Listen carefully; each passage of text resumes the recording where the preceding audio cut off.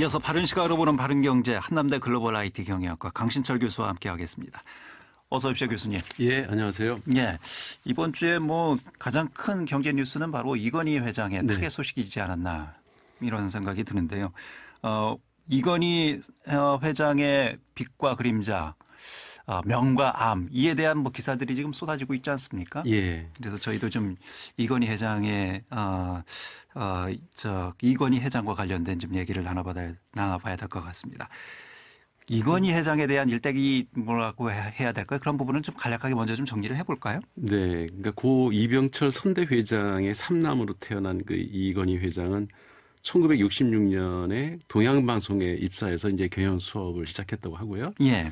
78년 그 삼성물산 부회장을 맡았고 80년에는 중앙일보사 이사를 거쳐서 이제 87년에 삼성그룹의 2대 총수가 됐습니다.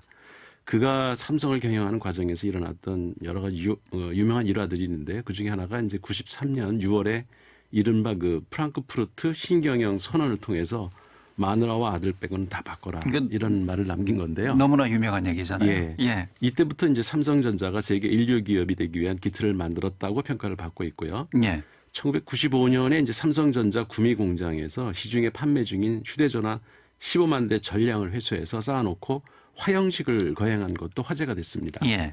당시 그 무선 전화기의 불량률이 11.8%까지 치솟자 충격요법을 가한 것이죠. 예. 이렇듯 고 이건희 회장은 품질 경영에 유난히 관심을 쏟았던 것으로 알려졌습니다. 예.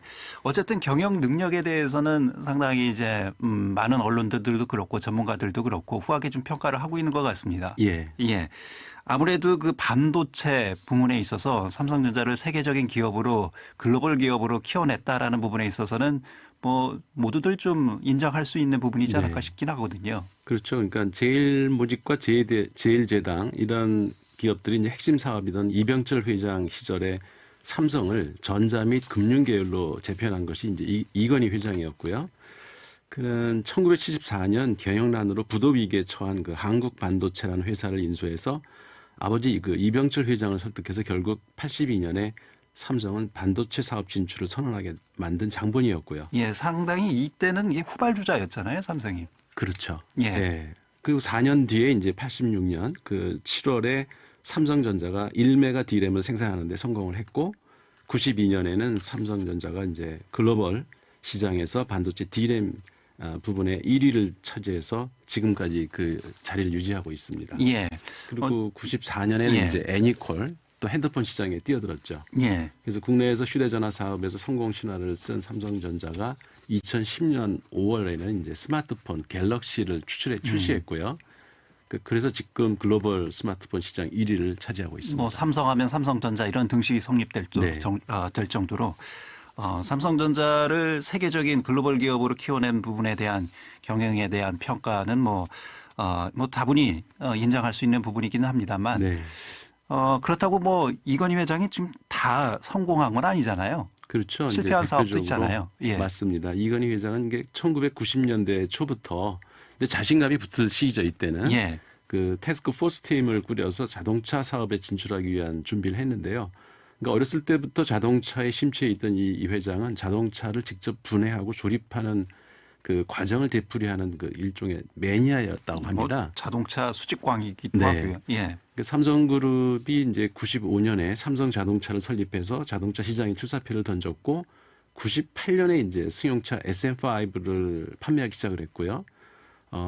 근데 이 제품이 출시가 되긴 했지만 IMF 금융 위기를 맞아서 유동성 위기에 처한 그 삼성차가 4조 원의 부채를 남긴 채 법정 관리에 들어감으로써 이건희 예. 회장은 그의 그 사업 성공 과도에 치명적인 오점을 남기기도 했습니다. 예, 뭐 삼성의 아픈 손가락 뭐 이렇게 좀 네. 표현이 되기도 합니다만 어쨌든 전반적인 그 경영 능력에 있어서는 상당히 좋은 평가를 받고 있는 이건희 회장이지만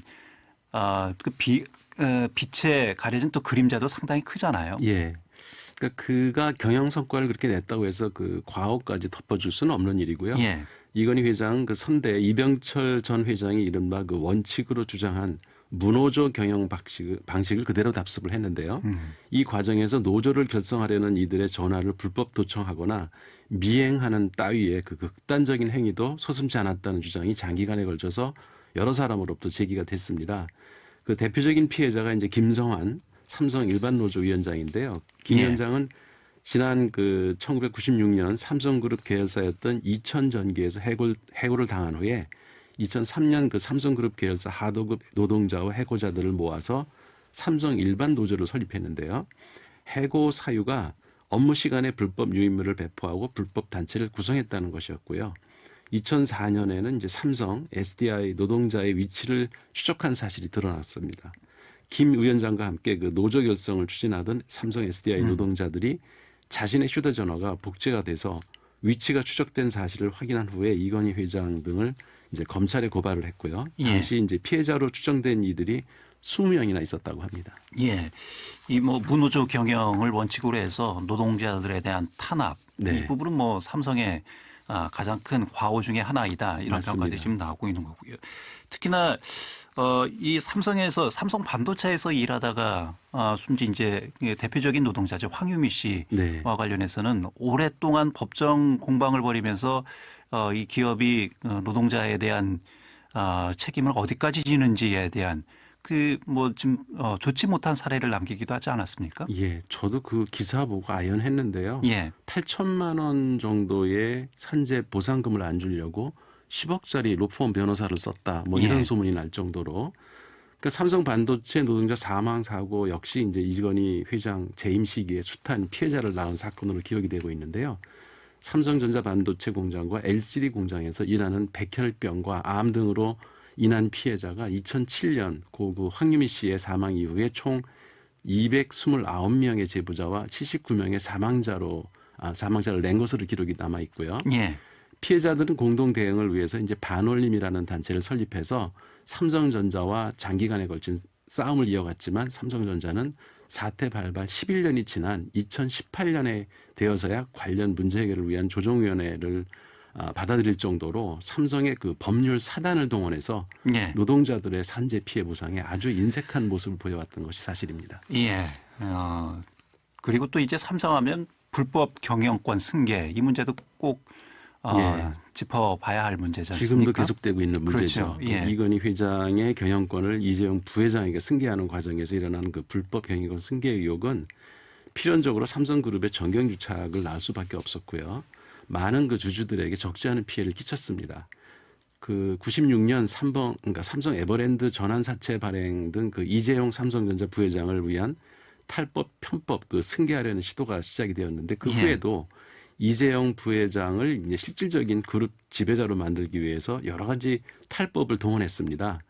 삼성생명을 통해서 이제 삼성전자를 지배하려던 시도가 실패로 돌아간 후에도 이재용 부회장에게 경영권을 물려주는 작업은 그 삼성바이오로직스 회계 부정 사건으로 이어졌고 이 문제는 아직도 명확하게 CCB가 가려지지 않은 상태로 남아 있습니다. 뭐 재판이 진행 중인 상황이기 때문에 어떤 예. 결과가 나올지는 좀 더 지켜봐야 할 부분이고요.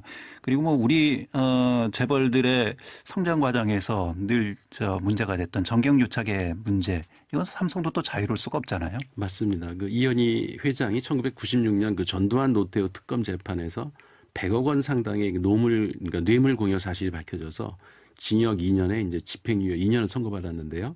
2005년에는 국가안전기획 그 당시 이제 안기부죠. 이학수 당시 그 삼성전자 부회장과 홍석현 중앙일보 회장 간 대화를 도청한 엑스파일을 통해서 삼성이 돈으로 정관계 주요 인사들을 포섭하고 관리해온 사실이 드러나서 온 사회에 충격을 안겨준 적이 있었고요. 예. 삼성 쪽의 그 뇌물 공여자는 무사했지만은 삼성 떡값 검사를 공개한 노회찬 의원은 그 통신비밀보호법 위반으로 의원직을 상실하기도 했죠. 예. 그러니까 이어서 2007년엔 김용철 변호사의 이제 양심선호로 삼성의 그 광범위하고 조직적인 불법 비자금과 로비 그리고 차명재산 의혹이 드러났고요. 이듬해 그 삼성 비자금 특검을 거치면서 이 회장은 대국민 사과를 하고 삼성 경영에 손을 떼야 했습니다. 예. 하지만 그 이후에는 또 뭐 박근혜 정부 시절에 있었던 최순실 관련 네. 사건 때문에 삼성의 또 정경유착에 대한 여러 비판의 목소리도 있었고요. 그 이건희 회장 사후에 과연 삼성이 어떻게 될 것인가 이 부분에 또 관심이 집중되고 있잖아요. 그렇죠. 예, 상속세에 대한 문제, 앞으로 이 지배구조에 대한 문제, 과연 삼성이 그러니까 지금 이제 이재용 체제로 전환이 되면서 뭐 안정적으로 기업 경영이 운영이 될 것인가에 대한 여러 가지 또 시각들이 있는 것 같거든요. 예. 그게 이제 요새 신문 기사는 많이 나오고 있고요. 예. 근데 작년 삼성전자 매출액이 230조 원이라고 합니다. 그러니까 이게 우리나라 1년 총 예산이 한 500조 정도 되니까 거의 반을 차지하고 있는 셈인데요. GDP의 20% 이상을 또 차지하고 있고요. 그러니까 이런 거대한 기업의 향방이 국가 경제에 상당한 영향을 미칠 수 있기 때문에 예. 삼성이 향후 어떻게 변할 것인지가 많은 사람들의 관심을 끌 수밖에 없습니다. 이건희 회장은 그 삼성전자 지분을 4.1%, 그러니까 18%를 가지고 있고요. 삼성생명 주식에 또 20% 가까이 가지고 있습니다. 예. 그 밖에도 이제 삼성전자, 삼성 SDS, 삼성물산 주식을 조금씩 가지고 있는데요. 고 이건희 회장이 보유한 주식의 가치는 지난 23일 종가 기준으로 18조 2,300억 원 정도 된다고 합니다. 그러니까 이재용 부회장이 모두 상속을 받게 되면 현행법상 약 10조 원 이상의 상속세를 낼 것으로 추산이 되는데요. 예. 주식을 상속받으면 이제 삼성전자, 삼성물산, 삼성생명 등 그 주요 계열사들의 지분 변동이 일어날 수밖에 없고요. 이는 이제 계열사 지배력의 변동이 일어난다는 걸 의미하기 때문에 재계에서는 이재용 부회장의 경영권 그 승계 작업에 관심을 보이고 있습니다. 예. 그런데 거시적으로 볼 때 그 국가 경제에 미치는 영향을 생각하면은 삼성 일가들이 그 소유한 계열사들에 대한 경영관과 지배력에 어떤 변화가 일어났냐는 사실 국민들한테 별로 중요하지 않은 사안이고요. 글로벌 기업으로서 그 이건희 회장의 어두운 그림자를 걷어내고 어떻게 경영 혁신을 이루어서 정경유착 고리를 끊고 예. 그리고 노동자들의 작업 환경과 인권을 존중하면서 정당하게 세금 낼 거 내면서 정상적인 상속 절차를 밟아서 국민들에게 사랑받는 기업으로 거듭날 것인가, 이게 더 국민들에겐 훨씬 예. 중요한 과제라는 생각을 합니다. 과연 어두운 과거와 어떻게 단절하고 삼성이 새로운 미래 방향을 제시할 것인가, 예. 이런 부분에 좀 관심을 갖고 지켜봐야 할 것이다. 그렇죠. 이런 말씀이십니다. 예, 알겠습니다. 오늘 여기까지 듣겠습니다. 예. 바른경제 삼성 이건희 회장의 타계를 계기로 빛과 그림자를 좀 살펴보았습니다.